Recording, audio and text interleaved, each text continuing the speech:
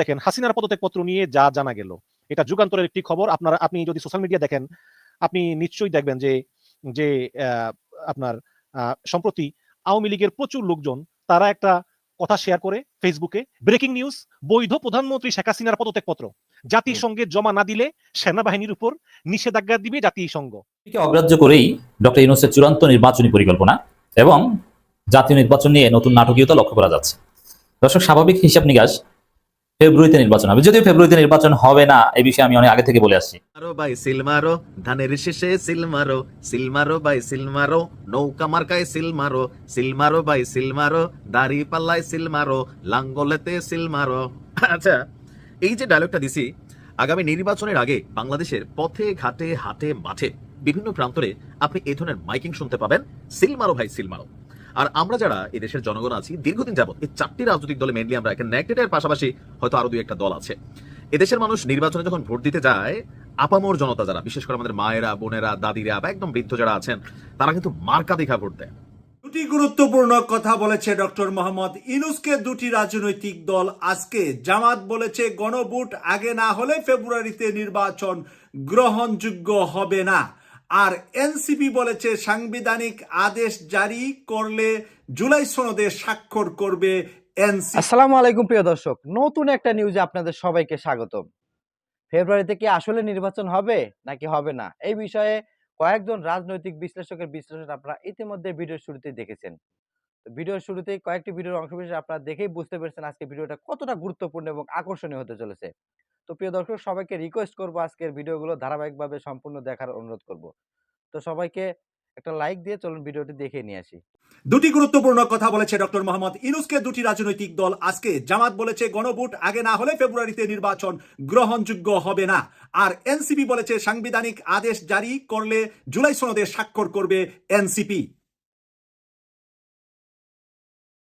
আসসালামু আলাইকুম ওয়া রাহমাতুল্লাহি ওয়া বারাকাতুহু। সর্বপ্রথমে আমি শুরু করছি জামাত ইসলামীর বৈঠকে আজকে ডক্টর মোহাম্মদ ইউনূসকে কি বলেছেন। জাতীয় নির্বাচনের আগে গণভোট আয়োজন না করলে আগামী বছরের ফেব্রুয়ারিতে অনুষ্ঠিত জাতীয় নির্বাচন গ্রহণযোগ্য হবে না বলে মন্তব্য করেছেন বাংলাদেশ জামাত ইসলামীর নায়েবে আমির ডাক্তার সৈয়দ আব্দুল্লাহ মোহাম্মদ তাহের। বুধবার 22 অক্টোবর সন্ধ্যায় রাষ্ট্রীয় অতিথি ভবন যমুনায় প্রধান উপদেষ্টা ডক্টর মোহাম্মদ ইউনূসের সঙ্গে বৈঠক শেষে সাংবাদিকদেরকে ব্রিফ করার সময় এই কথা বলেন ডাক্তার সৈয়দ আব্দুল্লাহ মোহাম্মদ তাহের বলেন, গণভোট জাতীয় নির্বাচনের মৌলিক ভিত্তি, এটি আগে হওয়া জরুরি। একদিনে নির্বাচন ও গণভোট হলে আইনগত জটিলতা সৃষ্টি হবে। তাই আমরা চাই নভেম্বরের শেষ দিকে গণভোট অনুষ্ঠিত হোক, এরপর নির্বাচন নিয়ে পর্যাপ্ত সময় থাকবে। তিনি অভিযোগ করে বলেন, বিএনপি জনচাপের মুখে গণভোটে রাজি হলেও তারা একদিনে গণভোটের কথা বলে বিভ্রান্তি সৃষ্টি করছে।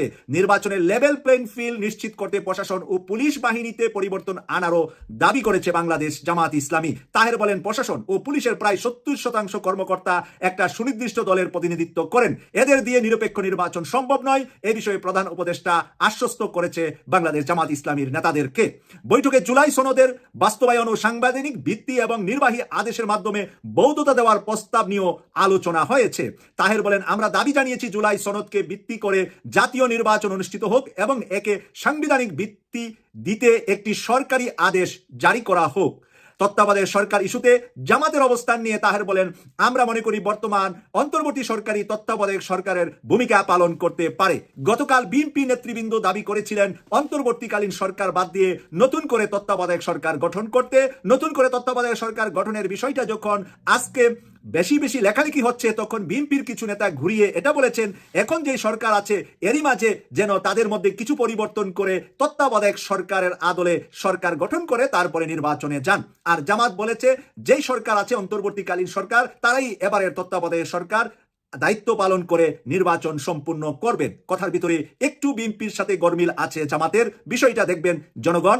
আপনারা যেটা বিশ্বাস করেন সেটাই লিখবেন মন্তব্যের করে। এনসিপি যা কথা বলেছেন আজকে ডক্টর মোহাম্মদ ইউনূসের সাথে, সাংবিধানিক আদেশ জারি করলে জুলাই সনদে স্বাক্ষর করবে এনসিপি। জাতীয় নাগরিক পার্টি এনসিপির আহ্বায়ক নাহিদ ইসলাম বলেছেন, জুলাই সনদ বাস্তবায়ন কিভাবে হবে সে সম্পর্কে নিশ্চয়তা পাওয়ার পর এনসিপি সনদে স্বাক্ষর করবে।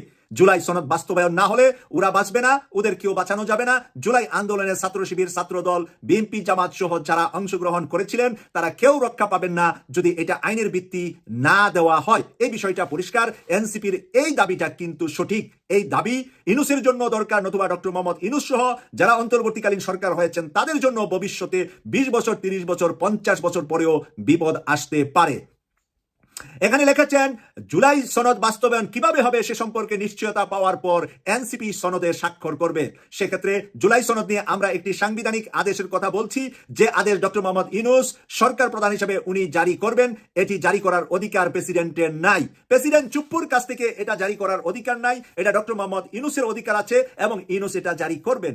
সেম সিমিলার কথাটা কিন্তু জামাত ইসলামীর ডাক্তার সৈয়দ আব্দুল্লাহ মোহাম্মদ তাহেরও ডক্টর ইনুসকে বলেছেন যে জুলাই সনদ বাস্তবায়নের জন্য একটা নির্বাহী আদেশ যেন উনি প্রদান করেন, উনি যেন জারি করেন। বুধবার 22 অক্টোবর সন্ধ্যা 6:30টার দিকে অন্তর্বর্তী সরকারের প্রধান উপদেষ্টা অধ্যাপক মোহাম্মদ ইউনূসের সঙ্গে সাক্ষাৎ শেষে রাষ্ট্রীয় অতিথি ভবন যমুনা থেকে বেরিয়ে সাংবাদিকদের ব্রিফিং এ এসব কথা বলেন নাহিদ ইসলাম। আজকের বৈঠকের আলোচনা সম্পর্কে নাহিদ বলেন, যেহেতু জুলাই সনদ স্বাক্ষর অনুষ্ঠান আয়োজন হয়েছে এবং জাতীয় নাগরিক পার্টি সেখানে অংশগ্রহণ করেনি, ফলে আমরা আমাদের অবস্থান সরকারের কাছে তুলে ধরছি। আমরা পূর্ণ ব্যক্ত করছি জুলাই সনদ শুধু কাগজে মূল্য আমরা বিশ্বাস করি না। ফলে জুলাই সনদ বাস্তবায়ন কিভাবে হবে সেই সম্পর্কে নিশ্চয়তা পাওয়ার পর আমরা জুলাই সনদে স্বাক্ষর করব। ভেরি গুড, সুন্দর কথা এখানে নাহিদের। সেক্ষেত্রে আমরা একটি সাংবিধানিক আদেশের কথা বলছি। এই আদেশটা ডক্টর মোহাম্মদ ইউনূস সরকার প্রধান হিসাবে জারি করবেন। ডক্টর মোহাম্মদ ইউনূস সরকার প্রধান হিসাবে উনি ওনার দায়িত্ব পালন করবেন। যেহেতু জামাতও এই দাবি করেছে, এনসিপিও করেছে, এবার বিএনপি না করলেও ডক্টর মোহাম্মদ ইউনূস মেজরিটি পেয়ে তা করবেন বলে আমি বিশ্বাস করি। আপনারা কি বিশ্বাস করেন? কারণ ইউনূস সাহেব নিজে বাঁচার জন্য হলেও এই আদেশটা জারি করতে হবে। কারণ হিসাবে তিনি বলেন, জুলাই অভ্যুত্থানের জনগণের যে সার্বভৌম ক্ষমতা সেটার একমাত্র বৈধতা ডক্টর মোহাম্মদ ইউনূসের আছে, সেটা প্রেসিডেন্ট চুপ্পুর নেই। পরে সাংবিধানিক আদেশ যেটা সংবিধানে বহির্ভূত হিসাবে দেওয়া লাগবে, সেটা কোনোভাবেই প্রেসিডেন্ট চুপ্পু দিতে পারবে না, সেটা ডক্টর মোহাম্মদ ইউনূসকে দিতে হবে। সেটার আইনি এবং রাজনৈতিক কারণ আমরা উনার সামনে উনার কাছে তুলে ধরেছি। এছাড়া নোট অফ ডিফেন্সের বিষয়টা আমরা বলেছি, নোট অফ ডিফেন্সের কোনো কার্যকারিতা থাকবে না। সবাই এই বিষয়গুলো একমত হয়েছে। জুলাই সনদ যেই বিষয়গুলোর উপর রচিত হয়েছে সেটার পুরোটা গণভোটে যাবে এবং গণভোটের মাধ্যমে অনুমোদিত হলে পরবর্তী সংসদের একটা সাংগঠনিক ক্ষমতা পাবে, যার ফলে তারা একটি সংস্কারমূলক নতুন সংবিধান তৈরি করবে। ঐক্যমত কমিশনের সুপারিশ দেবে, সরকার সেই অনুযায়ী কি সিদ্ধান্ত নেয় সেটার উপর নির্ভর করে আমরা জুলাই সনদে স্বাক্ষরের বিষয়ে বিবেচনা করব। প্রিয় দর্শক, এখানে নাহিদ ইসলাম যা বলেছে, বাংলাদেশ জামাত ইসলামী থেকে যা বলেছে এবং ডক্টর মোহাম্মদ ইউনূসের যা প্রয়োজন, উপদেষ্টাদের বাঁচার জন্য যা প্রয়োজন, সবকিছু একসাথে মিলে গিয়েছে। এখন বিএনপি যদি জুলাই সনদ আইনি ভিত্তি না চায়, তারা সংসদে গিয়ে পাশ করে নতুন সংসদ আইনি ভিত্তি দিবে সেই কথা বলে মূলা ঝুলিয়ে রাখতে চায়, জনগণ সেই মূলা ঝুলানো পছন্দ করবে না। গণভোট হবে। গণভোট যেহেতু এনসিপি চাচ্ছে, জামাত চাচ্ছে, ডক্টর মোহাম্মদ ইউনূস গণভোট, হানা ভোট, বিভিন্নভাবে এটা দেওয়া যেতে পারে। সরকার যদি অনলাইনে করে দেয়, আমার মনে হয় অনলাইনেও ভোটার আইডি দিয়ে দেশে এবং প্রবাসীরাও সেই ভোটে অংশগ্রহণ করতে পারবে। বিএনপিকে অগ্রাহ্য করেই ডক্টর ইউনূসের চূড়ান্ত নির্বাচনী পরিকল্পনা এবং জাতীয় নির্বাচন নিয়ে নতুন নাটকীয়তা লক্ষ্য করা যাচ্ছে। দর্শক, স্বাভাবিক হিসাব নিকাশ ফেব্রুয়ারিতে নির্বাচন হবে। যদিও ফেব্রুয়ারিতে নির্বাচন হবে না, এই বিষয়ে আমি অনেক আগে থেকে বলে আসছি, যে কারণেই হোক সম্ভব নয় এবং তার আগে স্থানীয় সরকার নির্বাচন হওয়া দরকার, এটা আগে থেকে আমাদের জোরালো দাবি। ঠিক আছে, ফেব্রুয়ারিতে জাতীয় নির্বাচন না হতে পারলে স্থানীয় সরকার নির্বাচন শুরু হোক। কিন্তু যারা ফেব্রুয়ারিতে নির্বাচনের বিষয়ে কান্নাকাটি করতো, সেই বিএনপি এখন ফেব্রুয়ারিতে নির্বাচন চায় না, তারা নির্বাচন কার্যত পেছাতে চায়। কিন্তু প্রফেসর ইউনূস সিরিয়াসলি ফেব্রুয়ারিতে নির্বাচন চান। এখন তিনি চাইলে যে হবে তা না। কোর্ট নানান গোষ্ঠী তাকে বাধাগ্রস্ত করতে পারে, কোর্ট নির্বাচন স্টে করে দিতে পারে, নানান ঘটনা ঘটবে। তো সেই জায়গায় প্রফেসর ইউনূস অনর থেকে ফেব্রুয়ারিতে নির্বাচন আয়োজনের জোরালো চেষ্টা করে যাচ্ছে। কিন্তু বিএনপির যে লাইন এখন উল্টা লাইন, তারা যেভাবে পারে সরাসরি না বলে ফেব্রুয়ারিতে নির্বাচন বাধাগ্রস্ত করতে চায়, ঠেকাতে চায়। এটা হচ্ছে বর্তমানে বিএনপির অ্যাসাইনমেন্ট। তো প্রফেসর ইউনূস যেভাবে নির্বাচনী পরিকল্পনা চূড়ান্ত করছেন, বিএনপি তার সাথে নাই।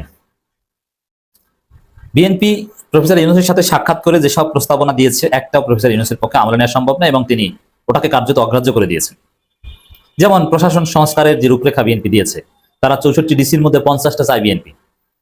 ইউনূস এতে রাজি না, যে ডিসি কোনো দলকে দেওয়া যাবে না, এটা পেশাদারিত্বের ভিত্তিতে, নিরপেক্ষতার ভিত্তিতে, যোগ্যতার ভিত্তিতে সাজানো হবে।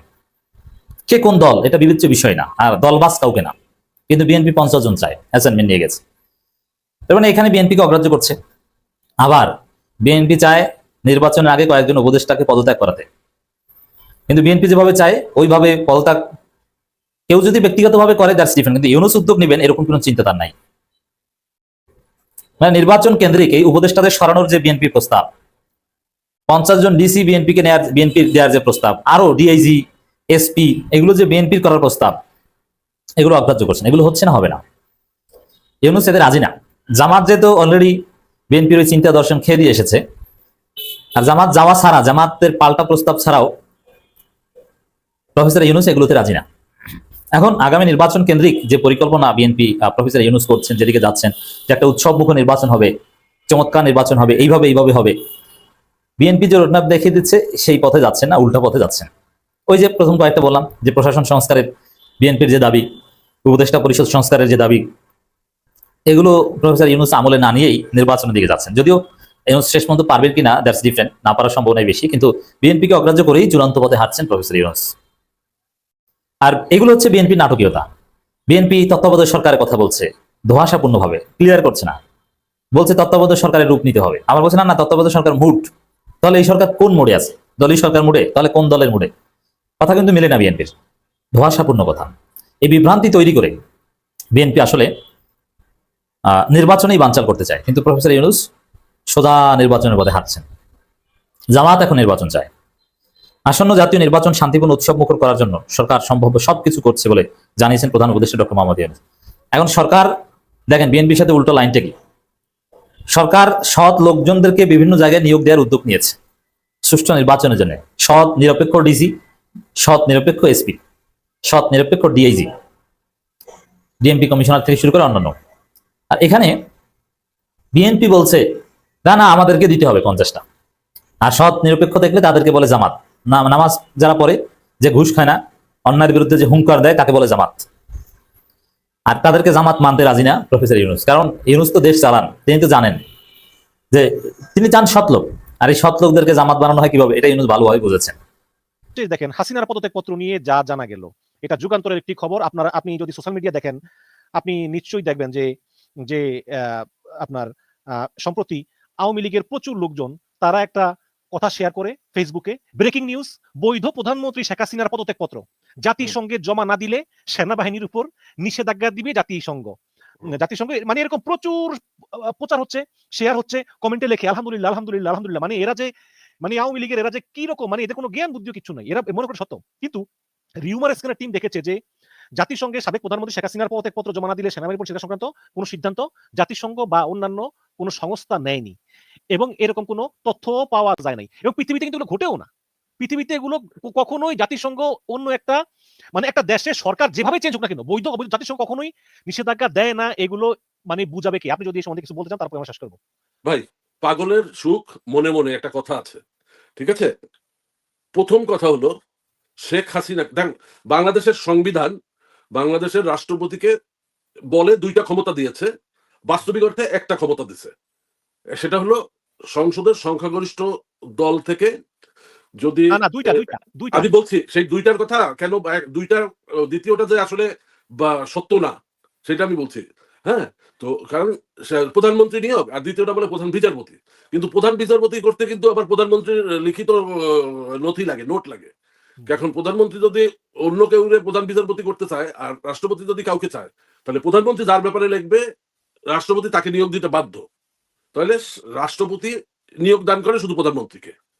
তাহলে ওনার নিয়োগদাতাই তো পাবলিক স্টেটমেন্ট করছে জাতির উদ্দেশ্যে ভাষণ দিয়া যে উনি ওনার নিয়োগকৃত প্রধানমন্ত্রী শেখ হাসিনার পদত্যাগ পত্র পেয়েছেন, সুতরাং শেখ হাসিনা আর প্রধানমন্ত্রী নাই, এটা ওনার নিয়োগকর্তা রাষ্ট্রপতি।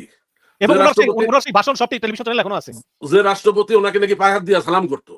তো শেখ হাসিনা যদি পদত্যাগ পত্র না দিত, তো রাষ্ট্রপতি এরকমের একটি নির্দলা মিথ্যা কথা কোনোদিন বলতে পারতো না। নাম্বার 2, শেখ হাসিনার পতন হয়েছে একটি গণ অভ্যুত্থানের মাধ্যমে।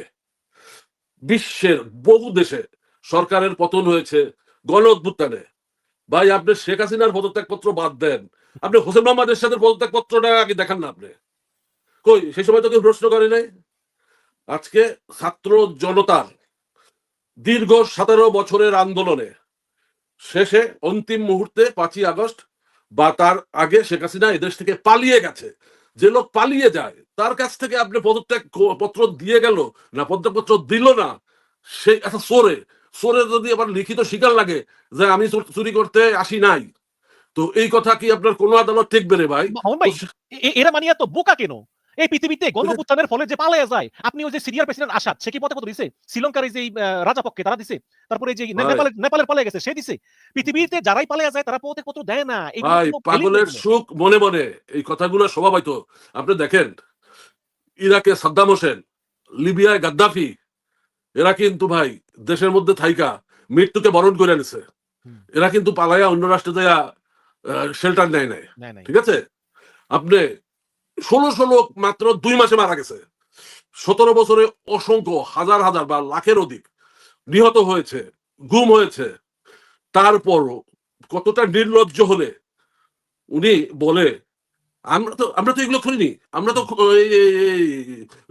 ই করি নাই, গুম করি নাই। ভাই আপনারা শোনেননি উনি বলতেছে আমরা লেথাল ওপেন ব্যবহার করার অনুমতি দিচ্ছি, এখন হেলিকপ্টার থেকে আমরা গুলি করব। ওই যে মোহাম্মদপুরের ওইখানে র্যাবের একটা টিম পাঠাচ্ছি। তো এই কথাগুলো কি আপনি শোনেন না? আমি শুনিনি? তাহলে একজন খুনি, একজন স্বীকৃত খুনি, আদালতের নির্দেশে বিকৃত মস্তিষ্কের একজন ব্যক্তি, মানে আপনি দেখেন উনি কিন্তু বিকৃত মস্তিষ্কের মহিলা, এই মর্মে আদালতের একটা নির্দেশনা ছিল। উনি 2096 আগে পরে কোনো একটা সময় অথবা 2001 আগে পরে একটা সময় শেখ হাসিনাকে বলেছিল। তো একজন আমাদের তো এখন তো আবার কথা বাড়াইতে হয়, বা একটু সময় বাড়াই দেন। তো আদালতের এই রকমের পর্যবেক্ষণের পরেও নির্বাচন কমিশনে এই ব্রিগেডিয়ার সাখাওয়াত সাহেবরা যে ডিজাইন করে 2008-এর নির্বাচনটা করে আওয়ামী লীগের ক্ষমতা আইনা দিছিল, সেই নির্বাচনে কিভাবে শেখ হাসিনার নমিনেশন পেপার, এটা পাগলের নমিনেশন পেপার কিভাবে বৈধ হয়? পাগল তো আপনার নির্বাচন করার যোগ্য না। তো আদালত তো বলছে শেখ হাসিনা পাগল, সে মানসিক বিকারগ্রস্ত। আদালতের পর্যবেক্ষণ রং হেডেড বলছে, রং হেডেড। আমি বাংলায় বললাম, উনি বলছে রং হেডেড মহিলা। তাহলে একটা রং হেডেড মহিলার আদালতের পর্যবেক্ষণ থাকার পরে তার নমিনেশন পেপার কিভাবে বৈধ হয়? আমি তো এটাই বুঝি না। সিলমারো বাই সিলমারো, ধানের শেষে সিলমারো, সিলমারো বাই সিলমারো, নৌকা মার্কায় সিলমারো, সিলমারো বাই সিলমারো, দাড়ি পাল্লায় সিলমারো, লাঙ্গলেতে সিলমারো। আচ্ছা, এই যে ডায়লগটা দিছি, আগামী নির্বাচনের আগে বাংলাদেশের পথে ঘাটে হাটে মাঠে বিভিন্ন প্রান্তরে আপনি এই ধরনের মাইকিং শুনতে পাবেন, সিলমারো ভাই সিলমারো।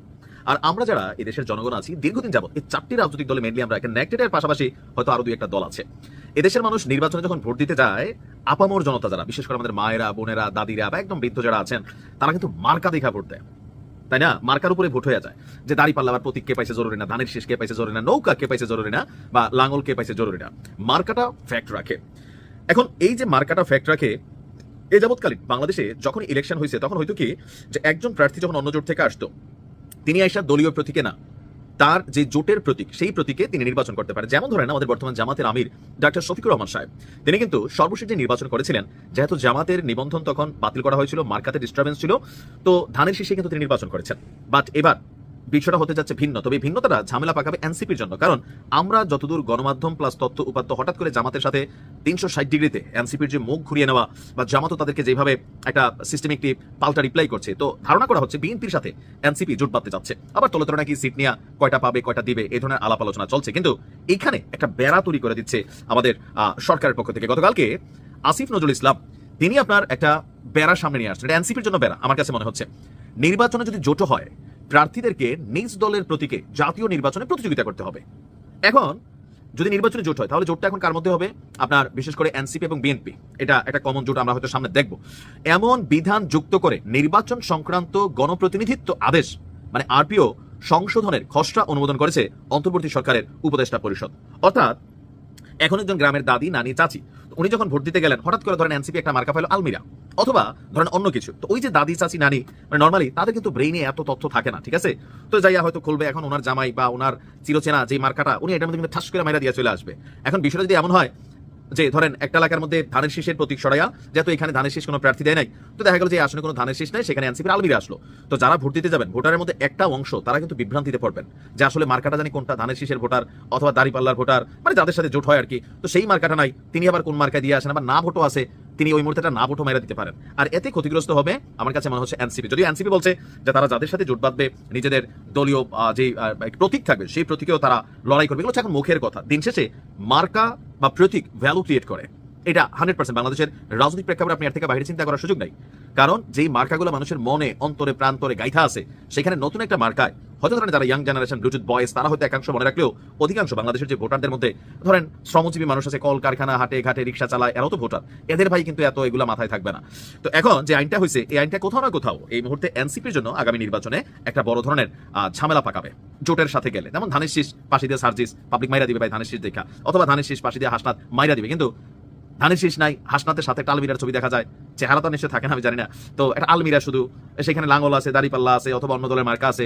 তো এত যে মার্কা দেশে তো অনেকগুলো নিবন্ধিত রাজনৈতিক দল, একদম 15-20টা মার্কা থাকবো, কোনটাই দিব না কোনটাই দিব, একটা কনফিউশন করবে। তবে হঠাৎ করে কেন এমন সিদ্ধান্ত নেওয়া হলো, এটা আসলে আমি এখন আমার বোধগম্য হয় নাই, তবে নিশ্চয়ই এটা ভালোভাবেই করছে, এটা ভালো চিন্তা ভাবনা করেই করছে। তো প্রিয় দর্শক, ভিডিওগুলো দেখলেন, জানলেন, বুঝলেন। অবশ্যই আপনাদের মূল্যবান মতামত ভিডিওর কমেন্টে লিখে জানাতে ভুলবেন না। আর যারা আমাদের চ্যানেলটি এখনো সাবস্ক্রাইব করেনি, হ্যাঁ, আপনাদেরকে বলছি, এখনো যারা আমাদের চ্যানেলটি সাবস্ক্রাইব করেনি, প্রতিনিয়ত এরকম দুর্দান্ত সব আপডেট নিউজ পেতে আমাদের চ্যানেলটি সাবস্ক্রাইব করে পাশে থাকা বেল বাটনটি অন করে দিবেন। তো প্রিয় দর্শক, আজকের মতো এখানে বিদায় নিচ্ছি। আবারও দেখা হবে নতুন কোনো টপিক, নতুন কোনো ভিডিও নিয়ে। ততক্ষণ পর্যন্ত সবাই ভালো থাকবেন, সুস্থ থাকবেন। আল্লাহ হাফেজ।